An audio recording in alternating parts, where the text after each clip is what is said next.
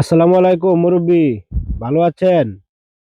এই যে দেখেন, একজন মুরব্বি মানুষ, উনি মাজার পূজারী। উনি মাজারে মাজারে থাকেন। উনি বাড়ি ছেড়ে অনেকদিন যাবৎ চলে এসেছে বাড়ি থেকে। ওনার জন্য সবাই দোয়া করবেন। দেখেন এই যে হাতে চুড়ি পরা লোহার চুড়িগুলা ওনার পীর সাহেব দিছে। উনি বলতেছে উনি সবসময় মাজারে থাকেন, উনি মাজার বিশ্বাসী।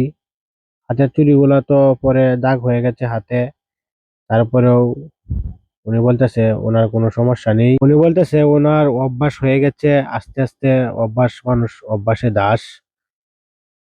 এই যে দেখেন, আমার পিছনে একজন মহিলা আমার কাছে টাকা চাইতেছে, আমি ওনাকে টাকা দেব। তারপর মুরব্বী অনেক ক্ষুধার্ত, ওনাকে আমি কিছু টাকা দেওয়ার জন্য প্রস্তুত হয়েছি। ওনাকে আমি কিছু টাকা দিব।